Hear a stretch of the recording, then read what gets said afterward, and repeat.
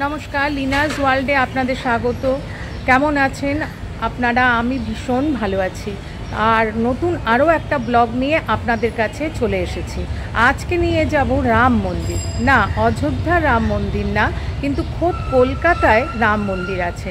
আর সেই রাম মন্দিরটা কোথায়, কিভাবে আসবেন, মন্দির খোলা বন্ধের টাইমিং, এখানে ভোগ প্রসাদ পাওয়া যায় কিনা, প্রত্যেকটা জিনিস আপনাদেরকে জানাবো। তার আগে বলি এখানে আসবেন কি করে। আপনারা শিয়ালদা স্টেশনে নেবে, এই যে দেখতে পাচ্ছেন আমার পেছনে, দেখতে পাচ্ছেন এনআরএস থেকে, ওখান থেকে ওই ফুট ধরেই হাঁটবেন। একটু চলুন আপনাদের দেখিয়ে দিচ্ছি। ওই ফুট ধরেই 2 মিনিট হাঁটলেই আপনাদেরকে দেখিয়ে দিচ্ছি। আচ্ছা, 2-3 মিনিট হেঁটে এসেই দেখতে পারবেন ডাক্তার আর ডেন্টাল কলেজ ও হসপিটাল। আর তার ঠিক অপোজিটেই এই যে বুক শপটা দেখতে পাচ্ছেন, লেখা আছে মেডিকেয়ার বুকস হাউস। আর এই পাশের গলি দিয়েই আমরা আজকের গন্তব্যস্থলে যাব।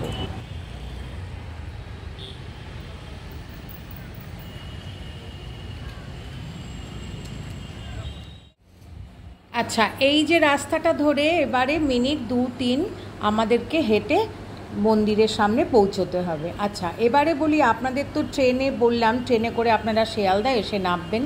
আর বাসে করে যদি আসেন, যে কোনো জায়গা থেকেই আসেন না কেন, এবারে আমরা ডান দিকে যাব। হ্যাঁ, যে কোনো জায়গা থেকে আসেন না কেন আপনারা শিয়ালদা স্টেশনে নেবে, আমি যেভাবে বললাম এভাবে মন্দিরে চলে আসবেন। ওই দূরে দেখতে পাচ্ছেন, দেখে মনে হচ্ছে না কিন্তু মন্দির, কিন্তু এটা বনেদি বাড়ি। পৌঁছে গেছি একদম মন্দিরের সামনে, দেখতে পাচ্ছেন। প্রথমে কিন্তু আপনারা দেখে একদমই বুঝতে পারবেন না এটা মন্দির। এটা হচ্ছে পুরনো বনেদি বাড়ি আছে না, সেই বনেদি বাড়ির মন্দির। আর এখানে দেখুন লেখা রয়েছে রাম সীতার মন্দির। কিন্তু একদম প্রথমে এই মন্দিরটার নাম ছিল শ্রী শ্রী সীতারাম জিউয়ের মন্দির। এখন সবাই রাম সীতার মন্দির বলে। আছে ফুলের সামগ্রী, পুজো দেওয়ার সমস্ত সামগ্রী এখানে পাবেন। আর এই হচ্ছে মন্দিরে প্রবেশের মুখ্য দ্বার। আর দেখুন এখানে লেখা রয়েছে শ্রী শ্রী সীতারাম জিউয়ের মন্দির, দেখতে পাচ্ছেন। চলুন এবার ভেতরে প্রবেশ করি আর মন্দির দর্শন করি। এই হয়েছে, বাইরের থেকে দেখে বোঝাই যাচ্ছিল না ভেতরে এত সুন্দর একটা প্রভু রাম সীতার মন্দির আছে। দেখতে পাচ্ছেন কি সুন্দর মন্দির, অপূর্ব সুন্দর। আর সিঁড়ি দিয়ে ওপরে উঠে, মানে উঁচু ভিত্তিপ্রস্তরের ওপর মন্দিরটি স্থাপিত। আর কালারটা না এত সুন্দর, গেরুয়া কালার। আর তার সঙ্গে দেখুন সামনে একটা ঝাড়বাতি, কি সুন্দর লাগছে না, অপূর্ব লাগছে। প্রথমেই চলুন আপনাদের মন্দিরটা বুঝিয়ে দিই। এইটা হচ্ছে প্রবেশদ্বার, এখানেই আপনারা জুতো খুলে ভেতরে প্রবেশ করবেন। আর এই মন্দিরের দুপাশে 3টে করে পিলার রয়েছে। আর কালারটা তো আপনাদেরকে বললাম গেরুয়া কালার। আর এই সিঁড়ি দিয়ে ওপরে উঠে প্রভুকে দর্শন করতে হবে। চলুন এবার সিঁড়ি দিয়ে ওপরে উঠি। সিঁড়ি দিয়ে ওপরে উঠতে দেখতে পেলাম এরকম একটা খুব সুন্দর স্ট্রাকচার করা। আরও দেখতে পেলাম যে গর্ভগৃহের সামনেও কিন্তু একই রকম স্ট্রাকচার করা রয়েছে। আর সিঁড়ি দিয়ে ওপরে উঠেই বড় একটা ঝাড়বাতি, আর তার আলোতে পুরো মন্দিরটাই আলোকিত হয়ে রয়েছে, দেখতে পাচ্ছেন। খুব সুন্দর লাগছে, ঝাড়বাতিটা খুব সুন্দর। আর এই হয়েছে গর্ভগৃহ। গর্ভগৃহে বিরাজ করছেন অষ্টধাতুর প্রভু রাম ও সীতা। আরও অনেক বিগ্রহ রয়েছে, আমি সেবায়েতদের কাছে জেনে আপনাদেরকে বলছি। আর বিগ্রহের একদম মাথায় রয়েছে, এটাকে চাঁদোয়া বলা হয়। আগেকার দিনে বনেদি বাড়িতে মাথার ওপর এরকম চাঁদোয়া দিত। আর বাঁদিকে রয়েছে, বিগ্রহের বাঁদিকে রয়েছে শয়নের জন্য একটা সুন্দর খাট, দেখতে পাচ্ছেন। চলুন মন্দিরের সম্বন্ধে পুরোহিত মশাইদের সেবায়েতের কাছে আমরা জেনে নিই এই মন্দির কবেকার, কিভাবে এখানে পুজো দেবেন, ভোগ প্রসাদের ব্যাপার প্রত্যেকটি আলোচনা ওনার সঙ্গে আমি করছি এবং আপনারা জেনে নিন নামটার থেকে। আমার নাম হচ্ছে সাধন চক্রবর্তী। আমার বাবার নাম হচ্ছে ঈশ্বর মৃগাঙ্কশেখর চক্রবর্তী। তিনি এই আসনে বসে পুজো করতেন। এবার আমার বাবা 3 বছর হলো করোনাতে গমন করেছে। এটা হচ্ছে শীতল ব্যানার্জির প্রতিষ্ঠিত মন্দির।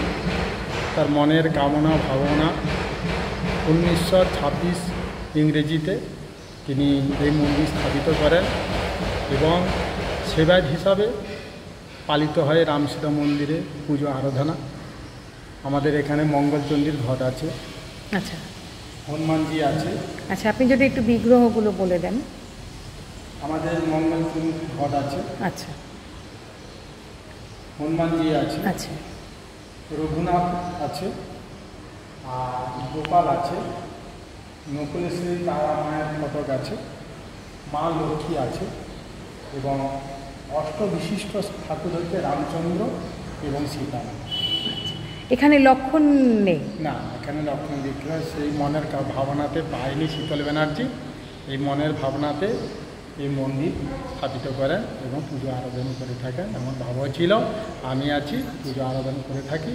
চৈত্র মাসে রামনবমীতে এখানে রাম উৎসব হয়ে থাকে। মানে আজকে তো ষষ্ঠী, আজকে ষষ্ঠী, এই মানে শনিবার, রবিবার হচ্ছে আমাদের অষ্টমী। আচ্ছা, নবমী। আচ্ছা, এই নবমীতে আমাদের রামনবমী হয়ে থাকে। অনেক ভক্তরা আসে, পুজো টুজো দিয়ে যান। এটা ব্যক্তিগত বাড়ি। আচ্ছা, এটা বনেদি বাড়ি, তাই তো?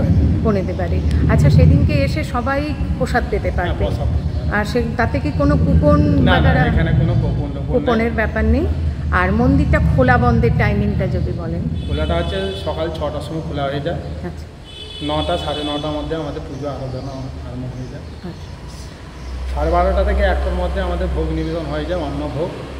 এখানে কাউকে দেওয়া নেই, কেউ যদি কিঞ্চিত যদি চায় তাকে দেওয়া হয়। আর 4টার সময় আবার খোলা হয়ে যায়, আবার 9:30টার মধ্যে বন্ধ হয়ে যায়। তার মধ্যে সন্ধ্যা 7:30টার সময় আমাদের আরতি, সন্ধ্যা আরতি। আচ্ছা, এমনি ধরুন রামনবমী বাদ দিয়ে আর কী কী পুজো হয় এখানে? এখানে 12 মাসে আমাদের সত্যনারায়ণ পুজো হয়ে থাকে। শীতল ব্যানার্জি যেটা করে দিয়ে গেছে। আর চৈত্র মাসে লক্ষ্মী পুজো হয়ে থাকে, ভাদ্র মাসে লক্ষ্মী পুজো হয়ে থাকে, পৌষ মাসে লক্ষ্মী পুজো। আর এমনি ধরুন কোনো ভক্ত যদি আসে রোজ, মানে কোনো ভোগের প্রসাদের ব্যাপার? তাকে কিঞ্চিত দেওয়া যায়। এখানে বৃহৎ কিছু নয়, এখানে কোপন টোপন কিছু নয়। এখানে কেউ যদি চায়, তার মনের কামনা বাসনা জাগে, তাকে কিঞ্চিতভাবে দেয়। নমস্কার। আরও মন্দিরের সেবায়েতের কাছে জানতে পারলাম এই যে বড় ঝাড়বাতিটা, এর বলে কালার চেঞ্জ হয়। ও, দেখতে পাচ্ছেন এই লাইটটা 4টে রং হয়। দেখুন, এই একটা, দুটো, বাহ, খুব সুন্দর, দারুণ না? অপূর্ব।